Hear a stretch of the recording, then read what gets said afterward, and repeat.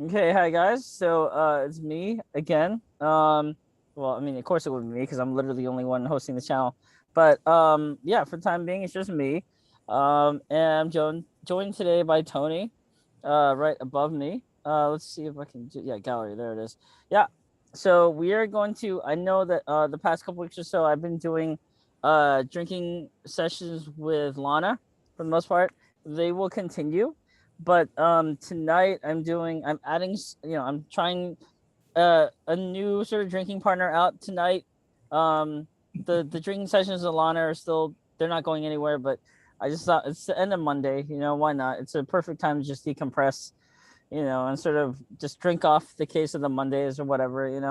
So yeah, here we are. So hi Tony, how are you?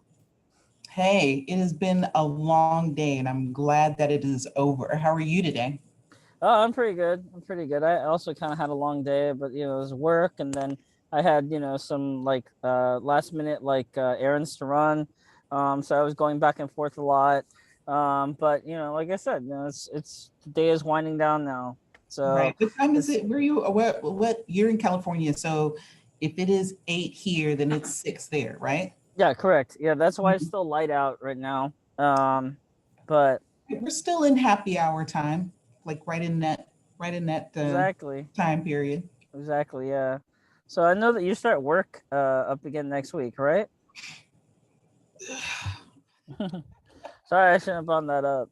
Yeah, don't depress me right now. Yes, unfortunately, I do start work again next week. So and I'm saying depressed. I really enjoy my job. I really like what I do. But this year, this break was so short. It was Hmm. way shorter than any other break we've ever had. So Was that because of like Bud Light? yeah, yes. I had Oh, to think okay. for a second. I was like, yes, it was Okay. because of Bud Light. But Okay. so yeah, unfortunately. I do hear. I mean, I want to get to the main focus of tonight, but I really quickly, I do hear that even though there's vaccinations and everyone, and California, especially here, we're pretty much all the restrictions are lifted, so things are kind of going back to normal. But I do hear obviously that there's like a variant going around. I'm not gonna say the name of that either, but basically, yeah, the variant, which kind of sucks because now people are saying like like there might be cause for concern for that. And I've heard, Mhm. I mean, it's like, in general, I just like, man, like we can't catch a break, but it's okay because Mhm. but because I am catching break and Tony's catching break tonight. So screw all that depressing BS or whatever. Because yeah, we can worry about that later, literally. Um Right. but anyway, yeah. So, like I said, tonight is another drinking session. So I will be posting this. Obviously, if you're watching this, this will be on a Monday. So, if you're done with work or whatever, or school or whatever, and you just have a case on the Mondays and just pull up a drink or just chill because pretty much anything goes except for the C word. So, but other than that, yeah. So anyway, so I still have my friend here, who I started drinking with Lana, and I'm still not done. So but I will finish that I'm eventually. gonna pop my top then. Okay, awesome. Hmm. I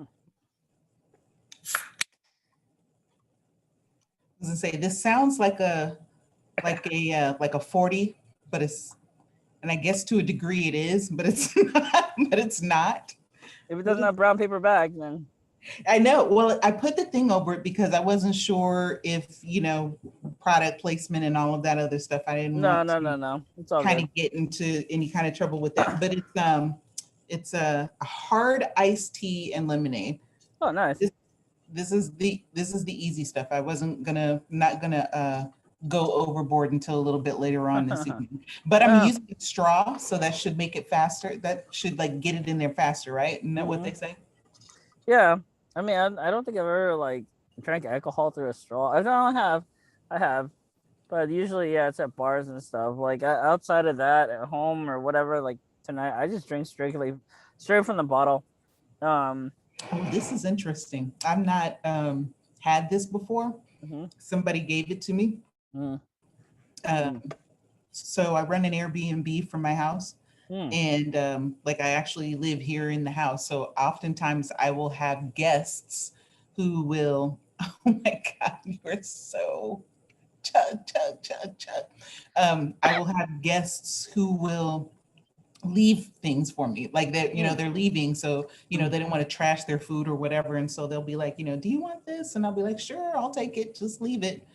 And this is one of those. Nice, nice. Yeah, I gotta say, I don't mind chugging vodka because I mean I went to ASU. It was just like number 5 or 4 or some party school in this country. Oh So, yeah. so I mean, I mean it's been a while since I was there, but yeah, I come from there, so yeah, I can handle it. I definitely had one or two, more than one or two like good nights there. So See, and I'm one of those people that for the most part, if I drink too much, I'm pretty much going to sleep on you. So it's like, I'm not one of those like happy party kind of drunks. I'm one of those, kind of with the eyes closed. I'm like, yeah, yeah, it's cool. Yeah, it's cool. And then I end up falling asleep on you. So I'm not a fun drunk at oh all. no. No, it's all good. It's all good. So, what kind of junk? I don't know what kind of junk you aren't, but like, what kind of teacher are you? Like, what kind of?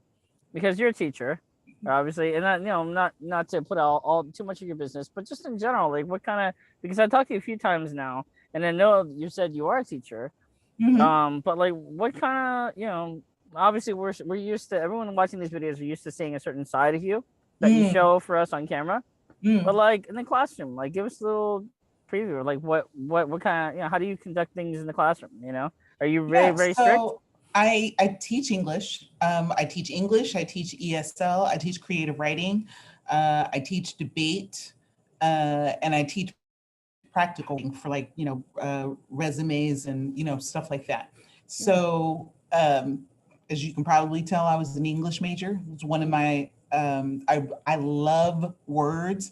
I love reading. I Hmm. love writing. I love I just love the creativity of being able to do to be able to express myself in that way, and hopefully making it fun for my students. So no, I'm not well, I wouldn't say I'm not a strict teacher, but when we're in the classroom, we're in the classroom. You if I have to be there on time, you have to be there on time. Hmm. If I have to come in and put forth effort, you have to come in and put forth effort. If you don't do those things, then I don't want you in my classroom. You just waste both of our time. Hmm. Um, I don't assign homework, mainly because I don't like grading homework. Oh, okay.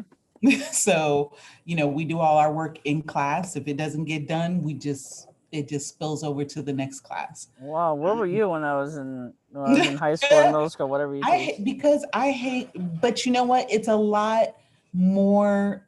People don't really understand or really kind of get the guidelines or the basically the guidelines that we have to work inside of.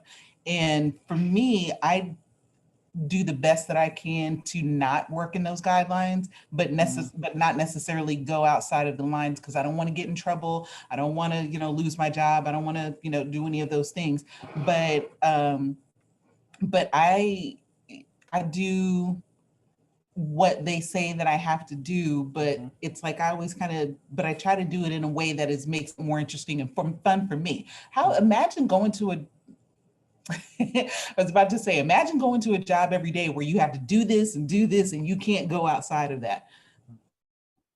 A lot of people do that, but I personally have never done that, not even when I was working in the corporate world. Hmm. Yes, I had guidelines, but I would do the best that I could to kind of, go outside of the lines if I could. Hmm. That's cool. It kind of actually reminds me less of my high school and middle school teachers and more of my college professors because they were very, very like chill and relaxed. And I mean, they had, like assignments and quizzes and, finals and stuff like that. So it wasn't like, they didn't, they just didn't give a shit, period. But they were just more, I mean, maybe it's just college in general, but you know what I mean? Like they were more like focused on learning, on interactive, learning, asking questions and, conversation, Mhm, stuff like that. And, of course we did lab exams and, in class labs and stuff like that for science mhm. classes. Um, but yeah, no, yeah, that's cool. Like, you know, in general, I feel, yeah, I feel like that's a really good way of learning, because I feel Yeah. honestly, at the end of the day, that's kind of like a better way to motivate your students rather than Mhm. giving them something like take home assignments that they're probably not going to get to the last minute anyway. They're going to half-ass it. So Mhm. like knowing that, like it's actually pretty cool that you kind of, you know, you choose not to do that option, and instead Mhm. you assign, you know, in class work, which is honestly, it's just really cool. Yeah, I think thank it's you. awesome. To say, I mean, I do, and usually I do like tests and quizzes, but you don't really know they're tests and quizzes. You know what I'm Oh saying? wow. It's just like it seems like it's part of, because I don't want, number one, I worry about like social emotional learning. And I don't, and Yeah. when people are stressed, people who don't test well, Mhm. so it's like if you don't let them know that it's a test, Yeah. then they don't stress out about it and they don't freak out about it. So you don't use But do you, I get to gauge whether or not they've learned the material that I've actually taught. hmm. Do you use words like tests and pop quizzes and exams, because those are kind of like trigger words for like students?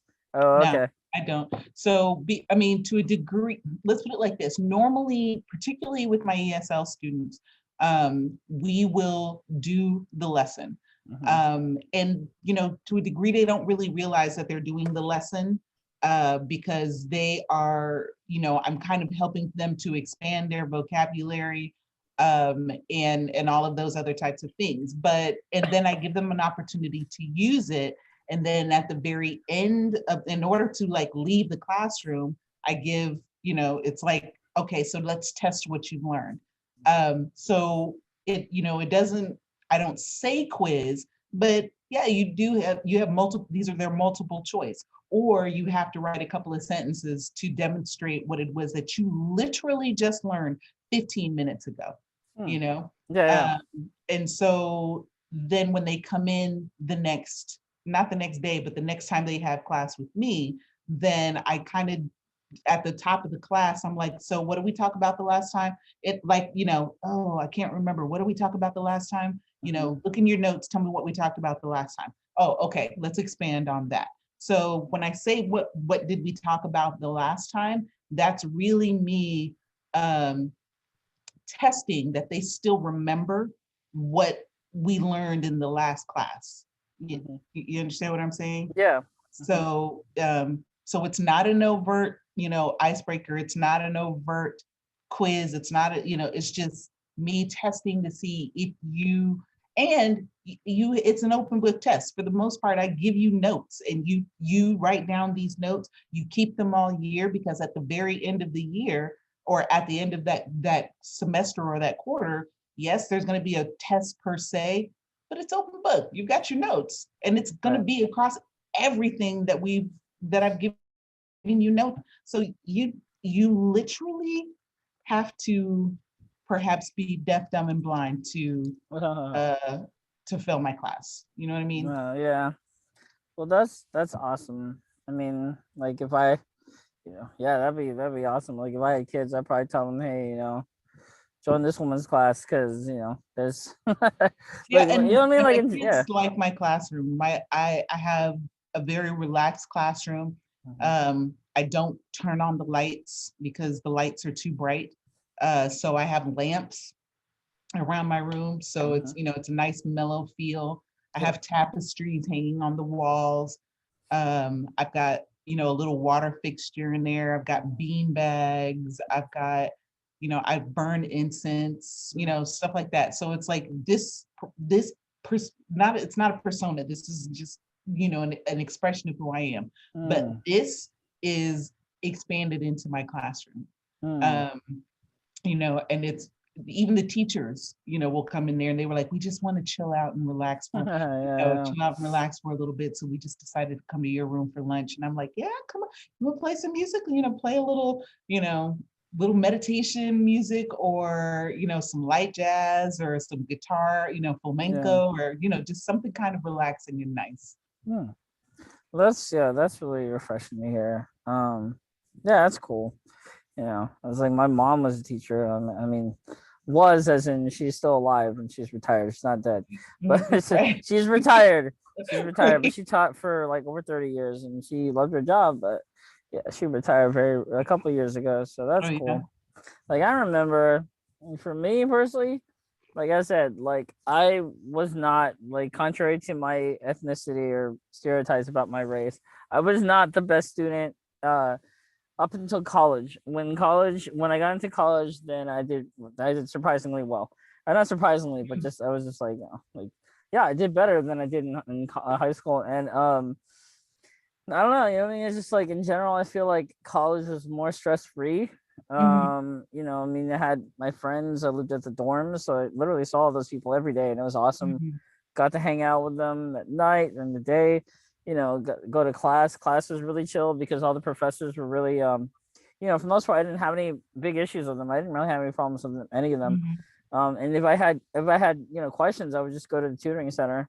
Um, Did your so because your mom was a teacher when you were in your like I make the assumption that when you were in your formidable years, your mom was in the teaching profession. yeah, yeah, she Do was. you feel like there was um any undue pressure on, or I'm saying undue pressure, but was there like I guess, yeah, maybe it would be undue. Was there like added pressure where she was like, I'm a teacher and my son can't be out here failing these classes?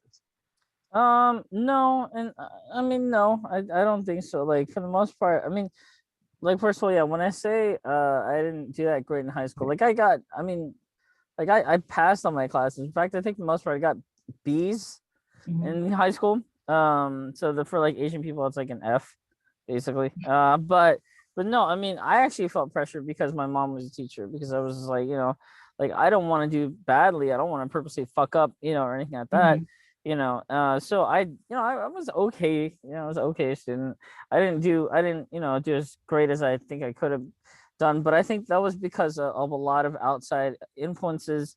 The school that I went to was in Pasadena, California, so a lot of people there, I'll just say this right now: Californians are not the nicest people in the world, and that includes that. That's like at every age. So at high school, even when you're, in your mid or late teens, like that, kids there are also not that nice. And it's That's also, everywhere, honey. Trust me. oh yeah, no, yeah, but no, trust me, like even in the real world now, as a fucking full grown adult, like it's you feel it every day. People are just rude as fuck.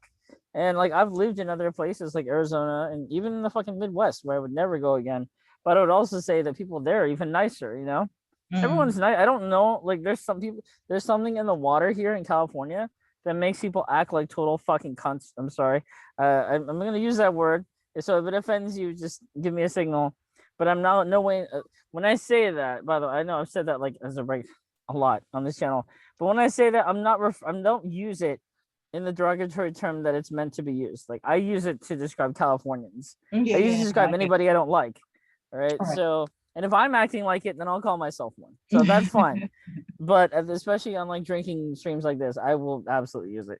But that's the thing though. Every kid act back then was a fucking was that, and Mhm. and it's kind of funny because nowadays it's like a lot of those kids have matured, you know what I mean, and some of those kids even have kids of their own, or they're not really Mhm. kids anymore, but you know what I mean. Like, I refer to them as kids because that's what, we grew up together. Mhm. But it's like, yeah, some of those people have kids now, families of their own, and I'm actually closer to a few of them than I am to college, my old college friends. Mhm. However, that does not excuse what happened back in high school. So I wasn't So what necessarily happened back in high school? well, basically the opposite of how everything was after I left Cali. So in high school, for example, it was a lot of the Asian kids, actually, believe it or not, that just were very cliquish and basically acted really immature. And just like they cursed at me, like I mean, were very hostile to me for no reason. And I really tried to step out of my shell and get to know some of them, you know what I mean? Because it was like, high school is a new start, and I was like, okay, I'll make some friends with people that, in my own race group, because for some reason I didn't really do that before. So I did that, and then they were just like nasty to me for no reason. Hmm. Um, and I'm not the only one. Like I had a conversation with a girl that I went to college with a long time ago, and she agreed with me. She was like, yeah, because she grew up in San Francisco, and in Mhm. San Fran, she's like, yeah, the kids there also that again, most of the Asian kids, they never wanted anything to do with her, you know. And I'm telling you, That's like it so might. interesting.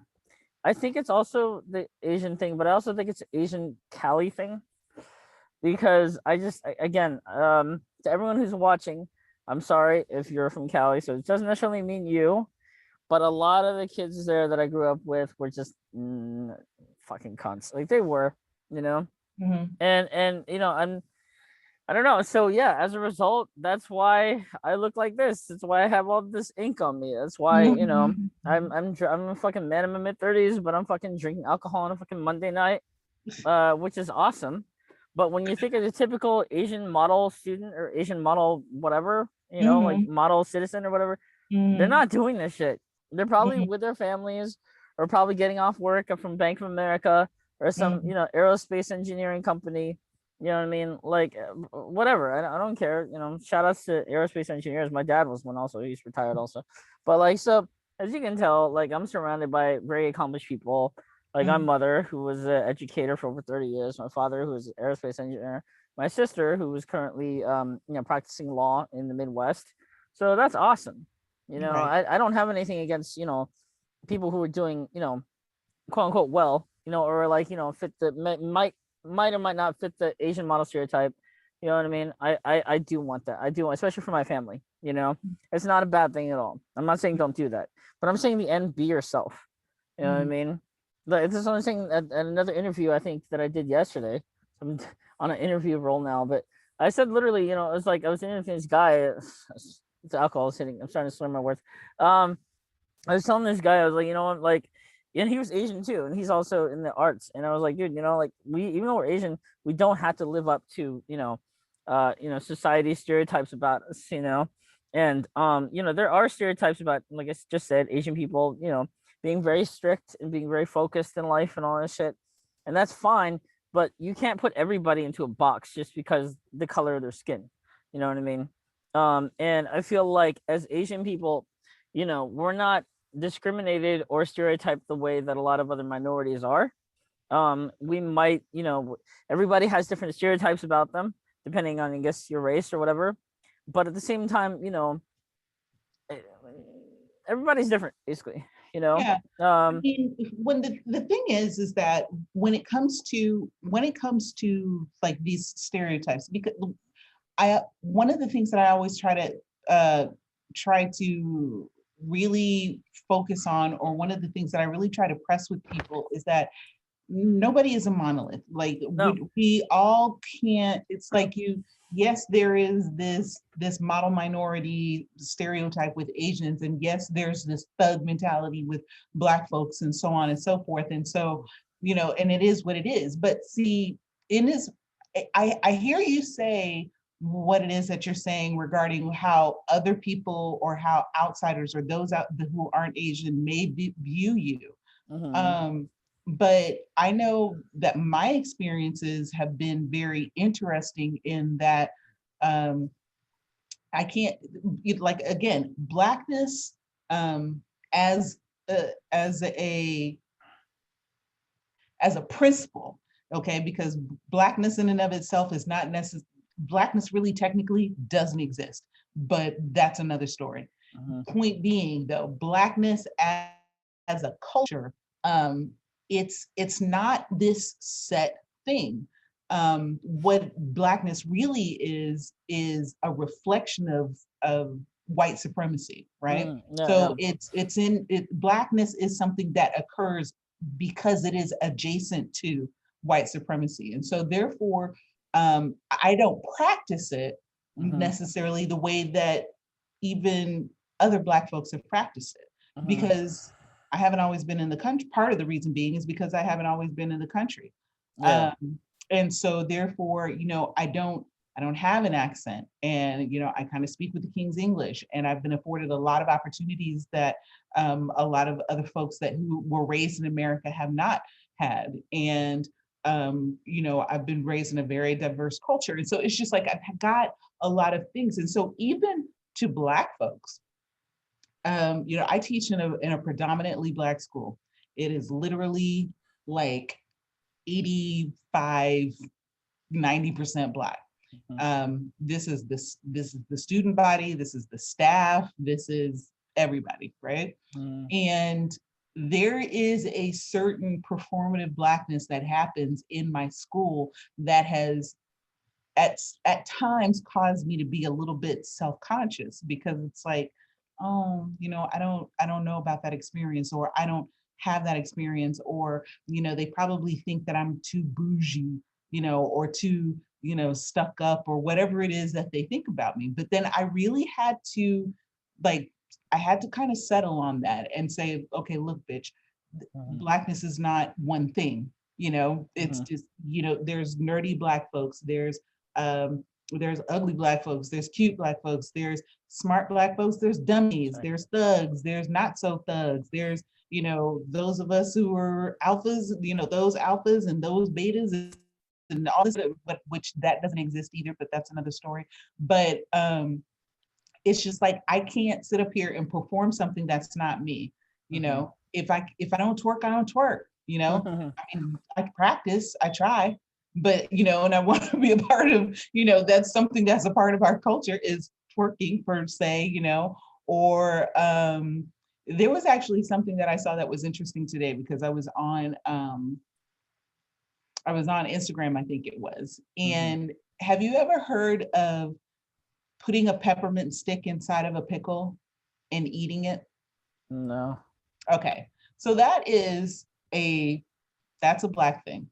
That is a Southern Black thing. Basically, what you do is you take one of those giant pickles, you bite off the end, you take a peppermint stick, stick it in the pickle, just like Kool-Aid pickles. Have you heard about that? Yeah. Okay. So, but you take a peppermint stick and you stick it in the pickle, and then you eat it. And you bite it, and it's like there's this refreshing kind of minty thing that goes on with a sour thing in your mouth, and it kind of cuts it. It's like this. So it's this thing, right? And this to a degree is part of performative Blackness.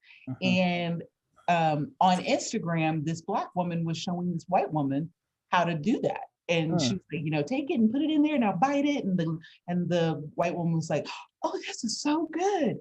And for a second, I was kind of like a little bent about that, because I was like, girl, don't be giving away our cultural secrets. Don't be giving away our little culture, and I mean, nobody owns pickles and peppermints. You know what I'm saying? Nobody owns that. Yeah. But nonetheless, I felt kind of like an affront to the fact that I'm like, girl, that's us.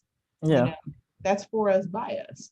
But but so it's saying all of that to say, the way that you feel regarding the way other Asians see you, do you feel that you are kind of outside of, I mean, from that which it sounds like what you said maybe 5 minutes ago, it sounds like maybe you may feel this way, but let's confirm it. Do you feel that you are outside of the performative Asian stereotype that is really a reflection of white supremacy and adjacent to white supremacy? Do you understand what I'm saying when I say that? Yeah, I do. And I honestly feel like actually I feel like I myself kind of do that to myself, because I kind of feel like for me, I'm a naturally very like ambitious person. And I think for me, a lot of that is like I'm more artistically ambitious and more creatively ambitious. I mean, I guess going back to how other people view me or whatever, stereotypically, like, Asian people are supposed to be very ambitious, hardworking, all that stuff. That's a stereotype. And I think I mean, I don't know, stereotype or not, I think I am ambitious, but like for me, a lot of where the conflict lies is mostly like internal. Like I feel like I was talking about this the night too, and I feel like I do tend to compare myself a lot to other people, whether or not they're in my family, or if I went to school with them or whatever. And for me, that's not really necessarily a fair comparison, because I currently work in a different field industry than most of them do. like I just said, my family is all involved in different areas of life and different career fields and stuff, and they're all really good at what they do. But like for me, I'm being honest here, like I'm not, even though I'm like I want to get involved in film and TV and news and stuff, I'm not especially good really at any of it. I have an interest in it and I like doing it, but for the most part, I don't have a lot of talents or skills that a lot of my peers, whether or not they're Asian or not, most of the time they're not, have necessarily. And like I used to work at like a Spanish TV station, so which is where I sort of got bitten by the news bug because it was a news station. The catches it was all in Spanish. But yeah, so that sort of rubbed off on me, and I was like, oh, I want to go back to school and study news producing, and that's actually the hardest industry, like out of all the industries that I've worked in so far. It's really hard, and I've gotten better at it over the years. But if you can't cut it or whatever, then what can they do? And then you're basically no use to that station. And like I said, thankfully I've gotten better since then. But I have sucked a lot at that before. Like I really really sucked a lot. But then I got better. But see, that's the thing though. Like a lot of people in general are naturally good at that stuff. A lot of people are naturally good at acting or directing or writing or any of that stuff. And for me, I'm just being honest here, I'm not really good at anything. It's not me being negative. I know I'm not. I have a passion for it, but at the end of the day, it's still a business. So if you don't have anything necessarily, no talent, skills, or anything like that, that you can you know what's it that, be of use to someone, then you're kind of useless. Like I'm sorry, but it is true. And I've been in that position before, but thankfully I've gotten better at certain things. But just so I think, again, going back to the whole stereotype about how I see myself and stuff, um I think I'm okay with some of the more positive stereotypes, I guess. Like, you know what I mean? There are certain stereotypes that you kind of want to live up to. They're more positive. Of course, you do kind of want to live up to it, even if it's sort of unrealistic for yourself as an individual or whatever. Like for me, I know, like I just been telling you, it's just like, I'm not especially good at some of the things that I want to do, but doesn't mean I'm never going to do it, or settle for something that I'm going to be completely bored at. It just means I know myself. It just means that I have to play things a little bit safer and not jump into something right away. But for this channel, like it's been interesting because one of the skill sets that I do have, and I've known this for a long time, ever since college, is that I'm good at like I'm good at putting things together. Like I'm good at scheduling interviews, and I'm good at finding different elements, and stuff like that. And from a more business perspective, I've never worked directly in business per se. I feel like that's a general statement, but no, I've never worked in a so-called quote unquote business area or business sector of life or industry or whatever, because that stuff just bores me. It has to be related to film, a film or TV somehow. So otherwise, I'm gonna quit right away. I don't do it.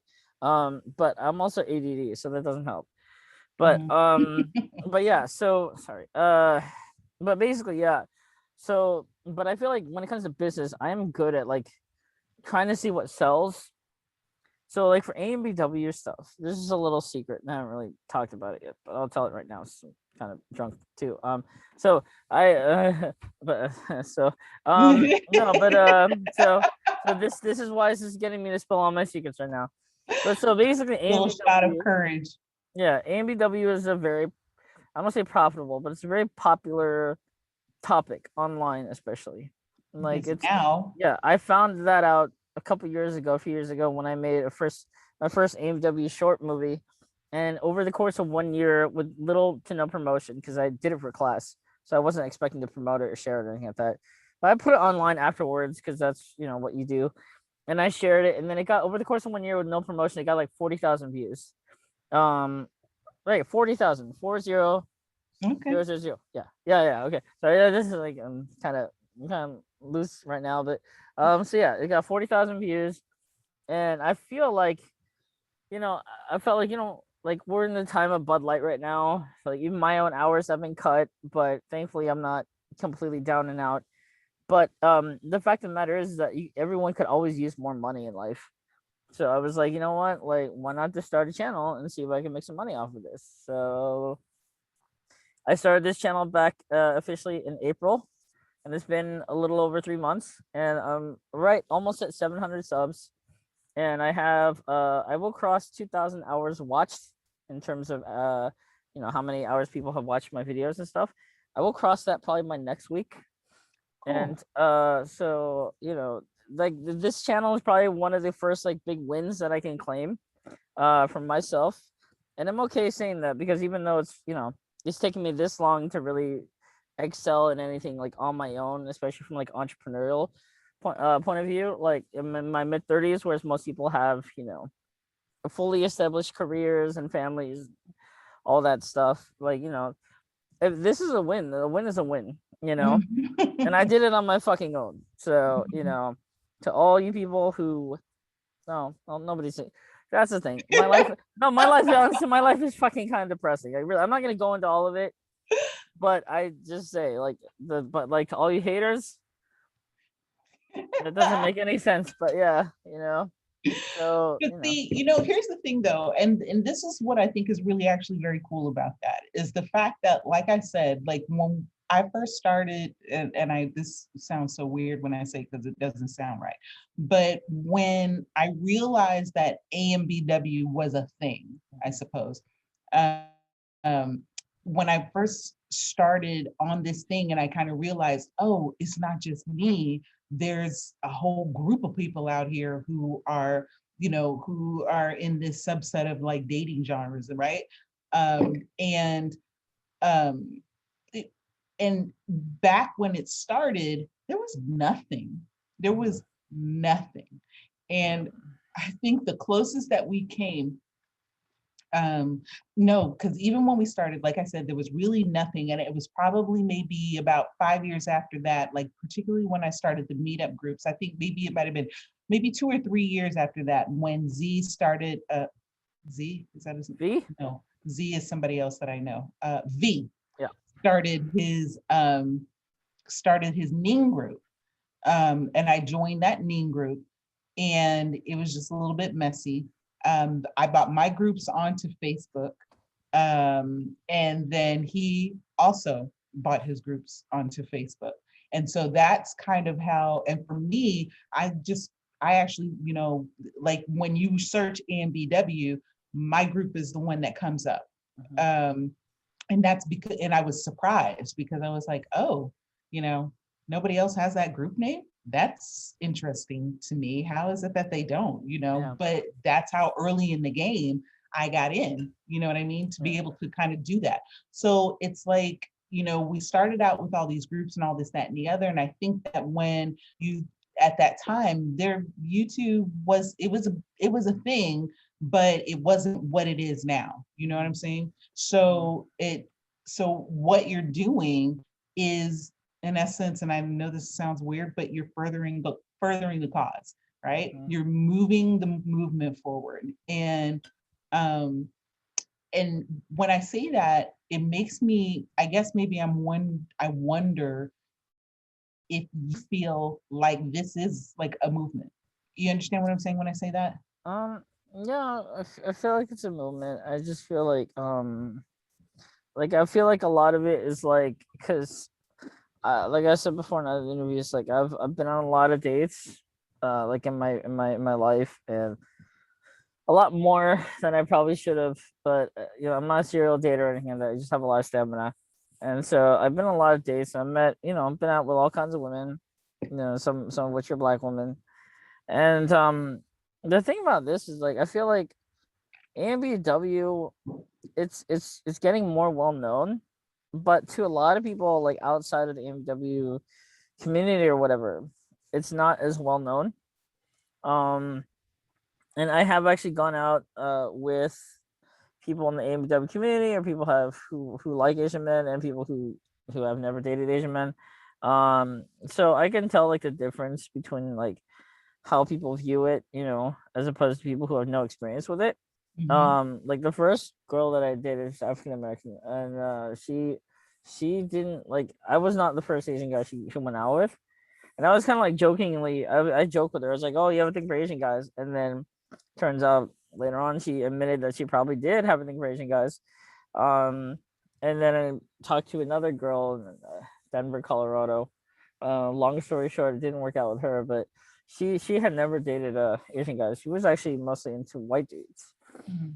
The thing about that was that she told me that she had never dated a white guy because um she mostly all the guys around her mostly weren't into black women, and a lot of them were racist.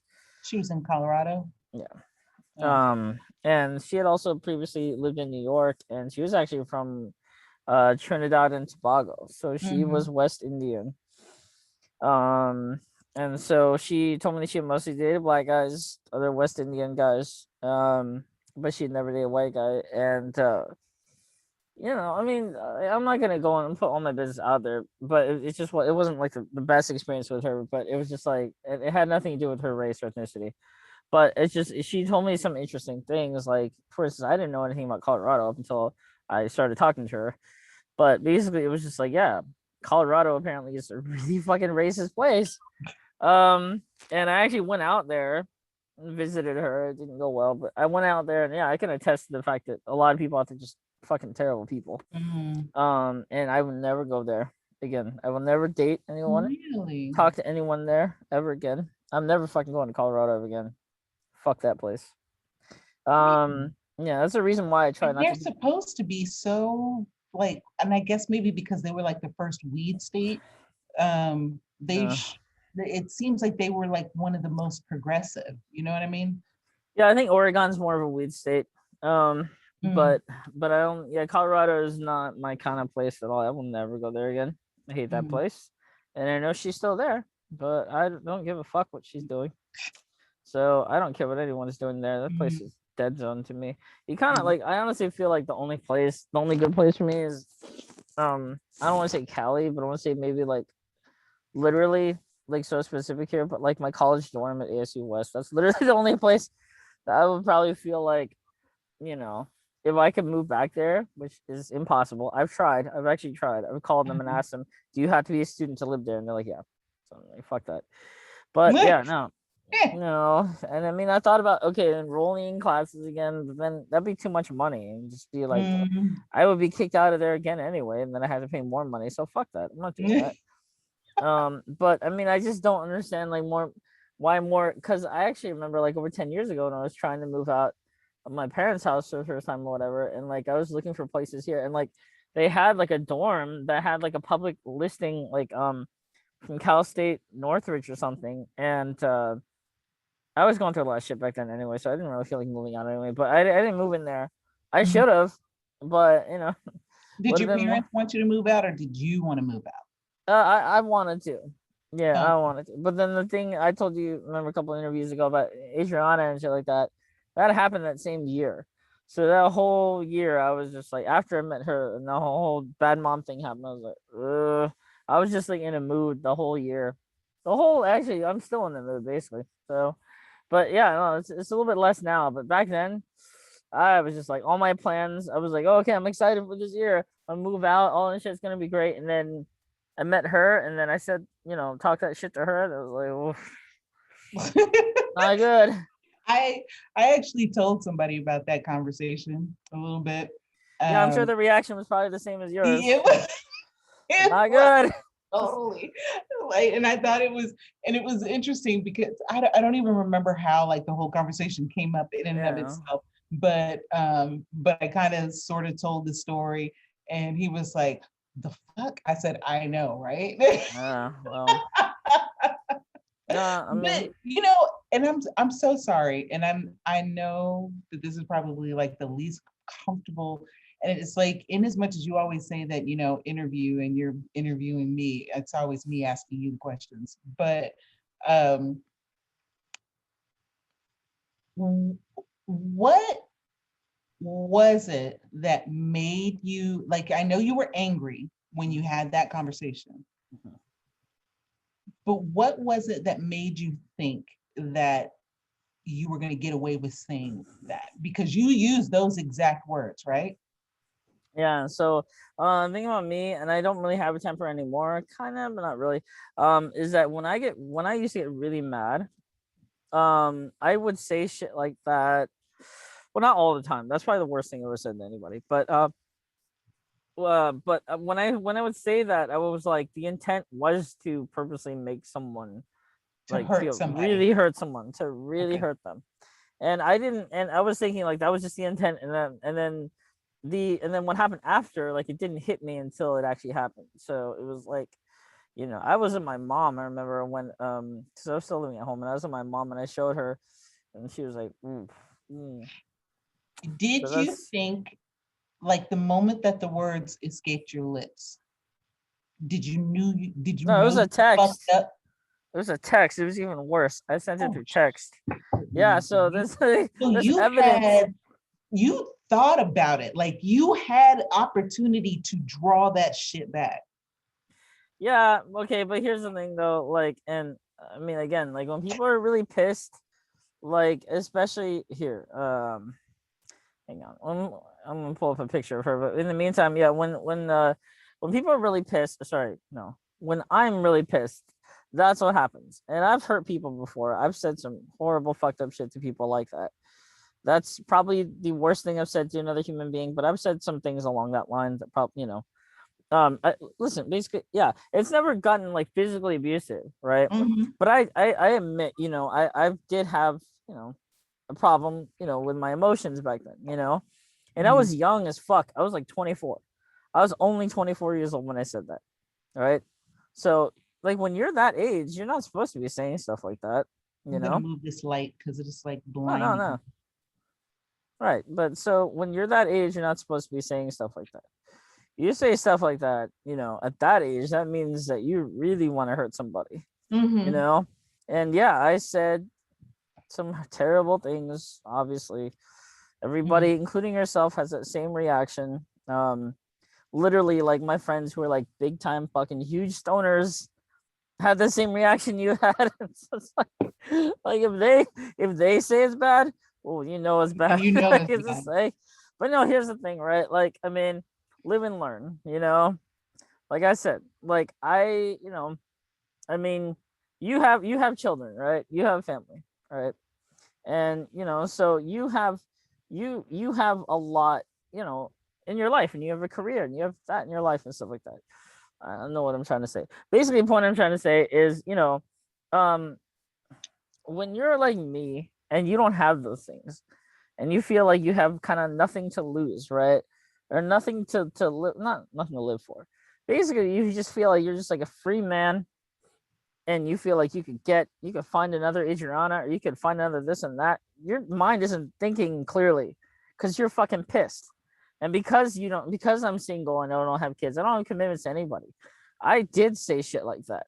I Mhm. did, because I thought I could get away. Not even get away. I was just like, I know what's gonna happen. I was like, bye, bitch. Like, like that was basically like my fucking theory. I was like, I was happy to kick her to the curb.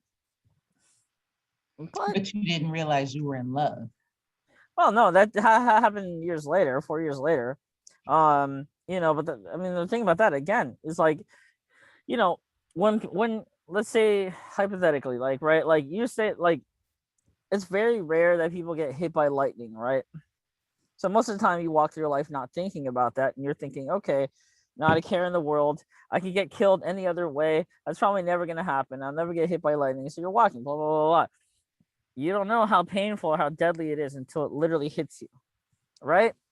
So that's how I was with my Templar, right? So that's how I was with Adriana. You know, I was not thinking, but now that I am thinking, I'm thinking about that shit a lot more, and it's like, man, like yeah, I could have had, I could have had sex with her. You know what I mean? I could have held her hand, all that shit. Mhm. Could have gone with her. Gotten to know, met her family. All that stuff. She could have met mine. And and that's the thing. Like, I've been on a lot of dates since then because I was trying to cover up, the pain or whatever that it caused myself. But I would trade all of that for that. You know, I absolutely would. And I know it's kind of cliche to say that, but it is true. Hang on. So yeah, it fucking sucks, But I mean, like I said, I'm in my almost mid 30s now. She's 1 year older than me, so she is in mid 30s. So clearly, some time has passed. You know what I mean? But it's like, at the same time, like, my life is so like my life is to the point where I'm like, yeah, like, I'm a little bit further in life than I was back then, and like, I've done some things since then, and I've learned a lot about my life since then. But it's just like, yeah, you know, like if I could trade most of it to get that, to go back in time and just do that all over again, absolutely, 100%. Who wouldn't? Who wouldn't want to go back and, fix their life, or anything like that, you know what I mean? Or do something over. It's like, right, like Back to the Future, like Hot Tub Time Machine. Like, of course, if you could go back in time and literally make your life better than it is right now, and knowing exactly the moment that you fucked up and changing it, Mm-hmm. if you could do that, everybody would fucking do that, right? Mm-hmm. Everybody, unless it meant giving up what you have, and if what you have is a family and all that stuff, then maybe not. But if you're like me, who has less to lose in that regard, then yeah, absolutely. you know I mean, I'm not saying I would give up this channel necessarily. I like this channel, but it's just like, yeah, I don't know. So I'm gonna pull up a picture right here really quickly. You can see exactly why I'm so kind of broken up. Hang on. So I'm going to put it up. What is it going to put up? Hang on. I'm gonna stop this video. Okay, hang on. There, that's yeah, that's what she looks like. She's like gorgeous as fuck. You know, That's a Black woman. she's a mix. So Ah, she's part black, part Hispanic, part Venezuelan, part Egyptian, part white. Just literally, like, you can't really pinpoint it down. Um, but yeah, she's yeah. So that's pretty much it. So yeah, but well, yeah. So that's it. And it's just like I said, I talked about it before a few times in other videos and stuff. But I mean, yeah, like it wasn't all just about looks. mm-hmm. It was just like because nowadays she's a lot thinner. She used to be kind of bigger, not like morbidly obese, but like I don't know. It's just uh, this is one thing. It's just like drunken talk or whatever. But like like I said, like there's a lot more people out there who have a lot more going for them than me. Like for instance, you have a career, you have a family. Yeah, stuff like that. And like no matter how many times I talk about Adriana, like it's really nothing compared to what you or people in my family have. So I guess Well, like I mean, this was not, you know, so yes, I'm a little bit older than you. And but the thing is that we're not on a timeline, mm, right? We again, not a monolith. mm-hmm, Things happen differently for us. mm-hmm, Opportunities occur at different times, and all of this, that, and the other. And sometimes it takes a little bit of maturity to realize when you have certain opportunities that are presenting themselves to you, and then you are smart and you go and grasp. But the thing is that um, I wouldn't say um, I wouldn't necessarily, yes, from the outside, it may look like, things are hunky dory. And I'm going to be very honest with you. I do enjoy my life. I like my life. I got no qualms with it. I yeah, think there's nothing that I am in want for. I am mm-hmm, loved, by my friends and my family. mm-hmm, I'm not hungry. I yeah, have a roof over my head. mm-hmm, I have, I want for nothing. mm-hmm, So and that's the gratitude that I have. And yeah, and of course sometimes, yes, I aspire to more, but if I don't achieve that, that don't mean shit, because the fact is that I'm still loved, I'm still not hungry, and mm-hmm, I still have a roof over my head, mm-hmm, and my ass is not hanging out of my clothes. You know yeah, what I'm saying? mm-hmm, So it's like, as long as Maslow's hierarchy, the bottom rung is met, at least the bottom two rungs are met for me, mm-hmm, I'm good. Anything more than that is just gratitude. You know mm-hmm, what I'm saying? yeah, And I don't compare myself to other people, because fucking look at me.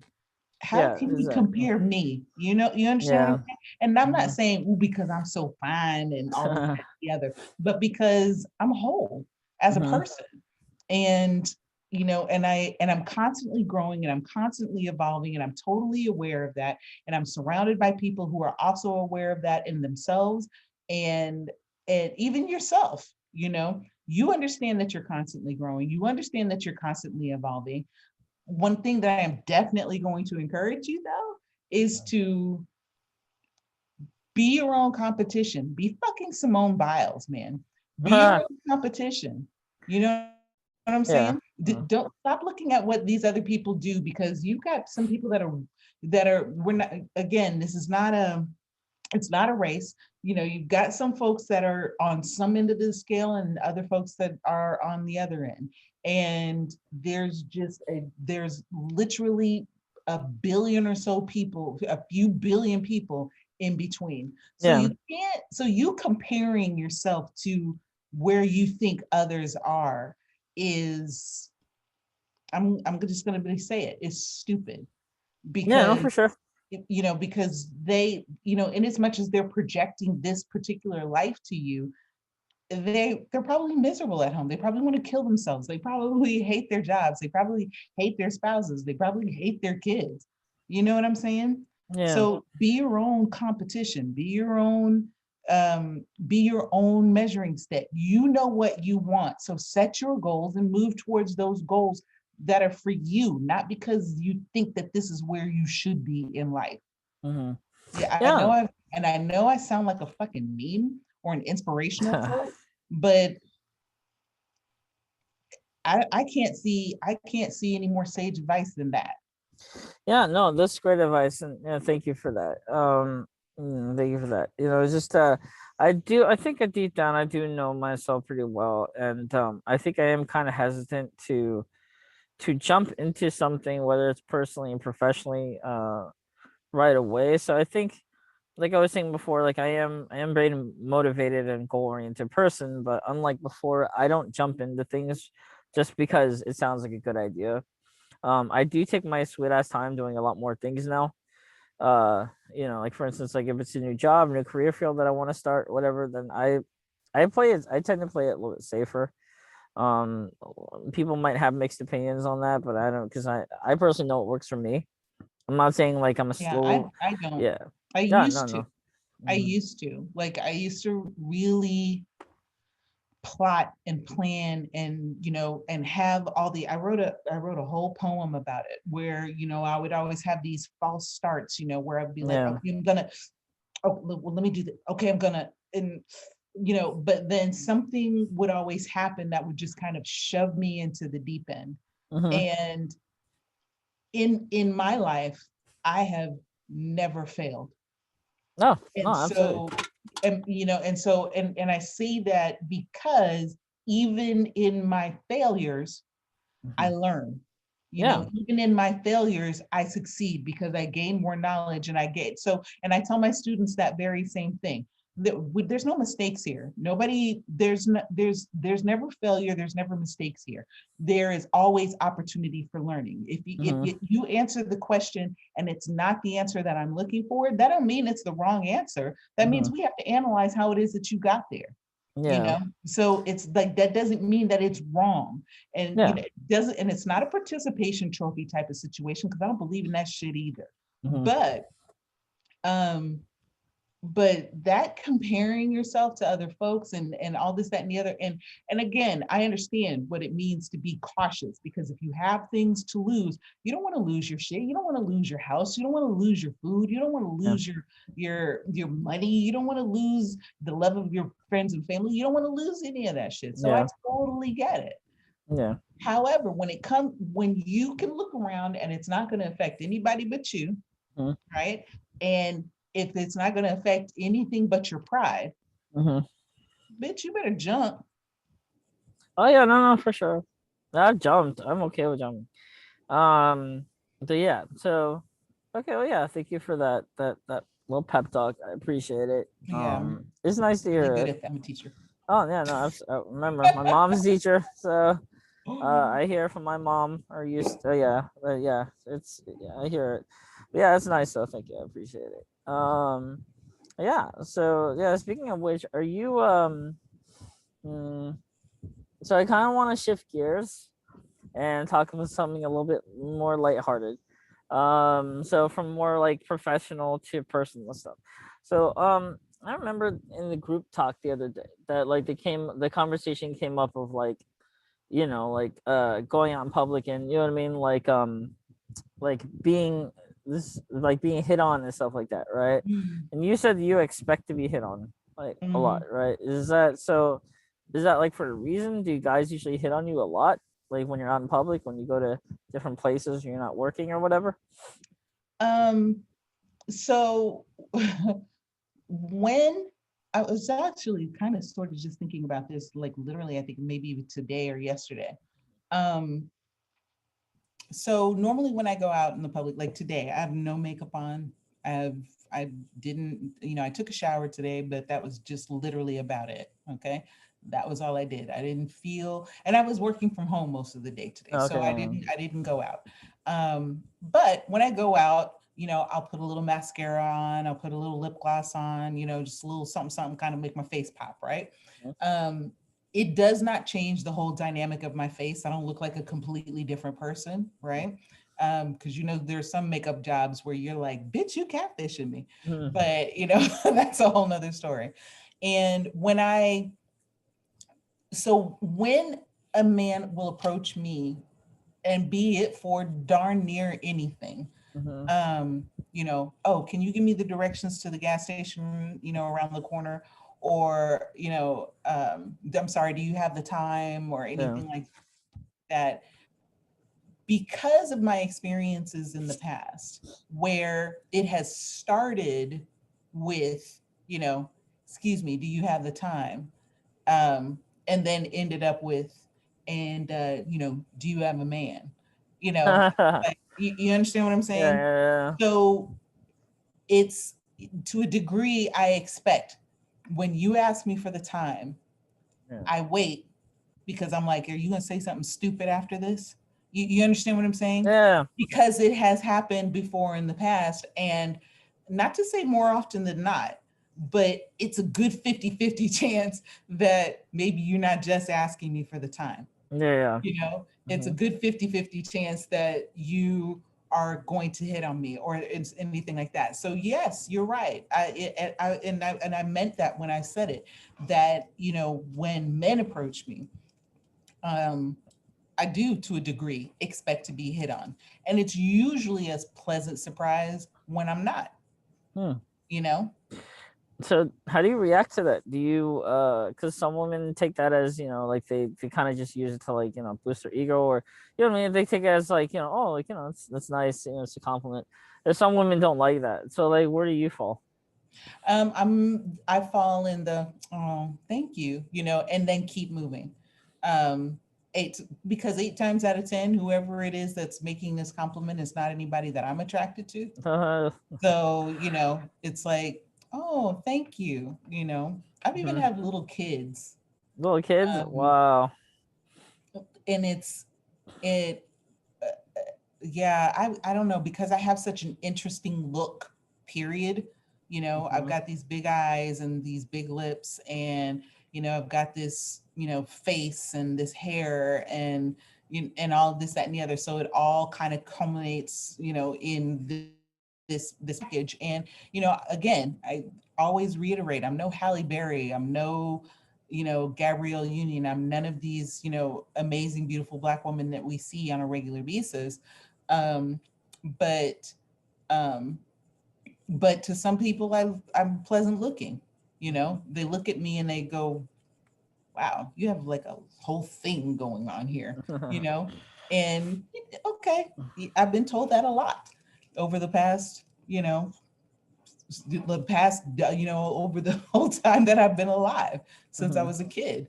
So it's not a thing anymore. I don't think it ever really was a thing of, being pretentious, or not pretentious, like self-absorbed, or being conceited, or anything like that, because I've been told that a lot in my life.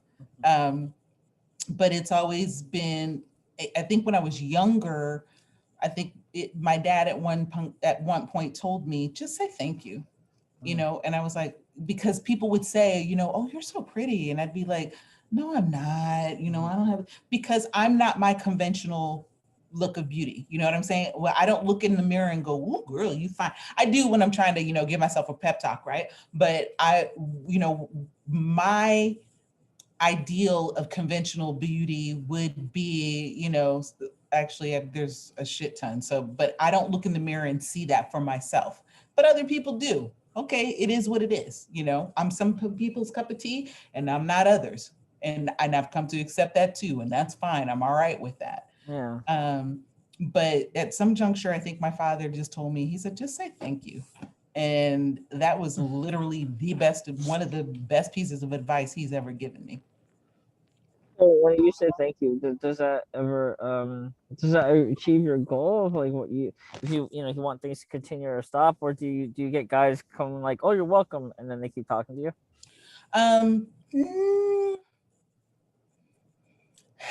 Not that often. And I think part of the reason being is because there is also a demeanor about me that basically says, I'm done. Mm. And when I, Oh, so they're not going to challenge me. You know yeah. what I'm saying? Yeah. So, and it's not me going, thank you. It's not me doing that, right? Yeah. It's me just going, oh, thank you. And then I keep moving. And Yeah. don't fucking follow her. Don't try to grab her. Don't touch her. Don't do any of that shit. She said thank you and she's moved the fuck on. Mm. you know? Yeah. Yeah. I was trying to giggle again, alcohol, but like I was kind of thinking when you're done, it's like because I've definitely heard that from women before. It's That's like, it. I it's mean, not a good thing to hear though. It's not- I mean, like for sometimes, me, like from not for me. But sometimes. I mean, but fortunately, I have not, I mean, don't get it twisted. Like, and one of the things that we did talk about before in the group talk was, guys being rejected and, getting bent out of shape about that shit. mm, Um, but um, I live in Texas, and I stay protected. mhm, And so, therefore, you can kind of be funny if you want to, but that might not end up well for you. You know what mm, I'm saying? And mhm, I think even if I wasn't protected, um, there is people know who they can say certain things to. You know what I'm saying? mhm, Um, and I don't think it ever really even crosses, you might call me a bitch or whatever, but you'll normally walk away because I think that that there's something in me, there's something in what I give off that basically says, do not fuck with her. You understand what I'm saying? yeah, for sure. Yeah, I've heard that. Yeah, Yeah. like I said, I've most of my dating history past Adriana was I would normally, not to say that all of them are exactly like you, but like a lot of them are kind of no nonsense bullshit people, or Mm. they're not, and they're just very kind of like they have like a badass side to them. Like basically, I'm saying, yeah, I like I said, I find I mean, well, yeah, I have a lot of things I probably shouldn't share now, but it's just like in general, it's just like I like, I'm gonna say right now, I like color, and that includes Asian women. Wait, I'm Because, sorry. You oh, sorry. can't touch your microphone. So you like Okay, what? yeah. So I like going along with what I literally like, yeah. So I like women of color, right? Like that's like my preference. Obviously, I have a fucking channel about it, but it's like but so that includes Asian women too. And like one thing I've figured is that I'm just more, for me, not to stereotype anyone, but like for me, it's like a sexy trait. Like I feel like women of color have that kind of no nonsense mentality about them more, right? Like they're used to a lot of maybe a lot of bullshit or different kind of bullshit or whatever from white women. I just not really been Not attracted to even white. just from white No, women, no. Black men. Oh yeah. Okay. Say if There you you want go. to be, I mean, my experiences, and I can only speak for me, but you're right in that, yeah, we have dealt from, because we are the lowest rung of every fucking totem pole. So therefore we have dealt with shit from everybody, Mm-hmm. not just white women, Right. Mm-hmm. but from white men and Asian women and Asian East woman. There you Asian go. men and Yeah. black men in particular. Mm. Don't Don't get me started on that shit. I could talk all day. Oh You no want no no. But I was gonna say, yeah, I was gonna say also like I've, gone on my share of brown women too, and it's like for me like I'm a little quiet Asian kid from Pasadena. Like I'm not supposed to, I'm supposed to, stereotype, going back to stereotypes, the theme of the night. I was supposed to go out there, typically stay within, my own lane of Asian women, right? Because that's what everyone else does. Wrong. I I like feeling alive. Okay, so that's why I go after black and brown women, man. I don't give a fuck. I if I get my ass kicked, then so be it. I will fucking get a kick out of that too. That gets look, you know what I mean? I was born in the wrong ethnic group, okay? I only look Asian. I embrace all other, like, I look also when it comes to black people, I love black people. I fucking love black people. A lot more positive experiences have Mm, been with black people. Like, and for instance, in college, I went to a lot of like cookouts, like black cookouts and stuff like that. And even when I wasn't invited, I invited myself, and that was kind of awkward because to see this little Asian kid walking in, like, who the hell is that? But no, but no, I did that stuff. It's just like I like like I said, I there's no other way to put it other than scientifically. I was probably born with the wrong fucking race. But again, like I love my family, and I do love parts of the culture, so I'm not completely turning my back on that. I'm yeah, just saying, so race is yeah, a construct. It doesn't no, even fucking exactly. exist. So I just feel like I had like a Freaky Friday moment, and I was transported from like, you know, just the wrong group. Like I said, I there's nothing, like, hey, like I like who I am. I've had my issues with myself and cultural identity, and especially I don't know if I talked with you about it before, but like in college when I was going through my identity crisis, and like every it's not just me, like a lot of Asian people do, Asian men especially, go through, like, they step outside, their comfort zone for the first time. And for me, it was ASU. It was mostly, mostly white and Hispanic, and there was some black too, but it was not a whole lot of Asian people there. So I got like a first kind of glimpse into how basically, college kids, in their 20s partied or whatever, and it was very different from what I was used to. you But I are a poster child of what of college. Like I'm saying college, but like you're a poster child of getting kids to go to college because you talk about how much you learned, not yeah, necessarily just academically, but also about yourself and about who you were and how you relate to the rest of the world. And you talk about that a lot and how in college I did this and in college I did that. I'm like gonna show my students this video. Maybe not the cooking part, I don't know, but oh, it's you like I can, want them to. you It's totally like I can. want them to to understand that college is not just about going and getting this degree and having a good job. It's about stepping outside of a Yeah, world that that you grew up in, yeah, and this and is your first foray into humankind, yeah, and and how that works in sociology and society, and how to be a productive member of society. yeah. I'm gonna have to edit the shit out of this video, but No, it's all good. Yeah, you are totally, absolutely welcome to use any part of it you like. The thing about that is too is like, um, like for me in college, that was the first time that it really kind of opened up to everybody. And when I say mean everybody, I don't mean like before I was like closed minded and I was like, oh, like this person, get away from me. I wasn't like low key racist or anything like that. But I was going to school in South Pasadena High School, which is where I went. I'm not gonna give you any of you my real name. I'm watching my real name. That's not gonna happen. Sorry. But I will say that going to high school there in South Pasadena, there weren't a whole lot of black people. There weren't a whole lot of black people, just being honest. And there yeah, weren't even Pasadena, that's probably like a lot of Hispanics. a lot of Hispanics, a lot of white people, and a lot of Asian people, not a whole lot of Okay. black people. And Um, for the record, I'm gonna have to pee soon, so we're gonna have to wrap this up okay, for sure. relatively soon. Yeah, no, for sure. But so one of my friends in college was he was African American, and he was from Compton. Um, and that was my first time interacting with somebody from Compton. You know, Mhm. and like for me, I didn't care. You know what I mean? I mean, not I care. but like most people from where I went to school in high school, they would kind of low key judge someone for that, right? They might have different stereotypes or different, conception, whatever preconceptions of people.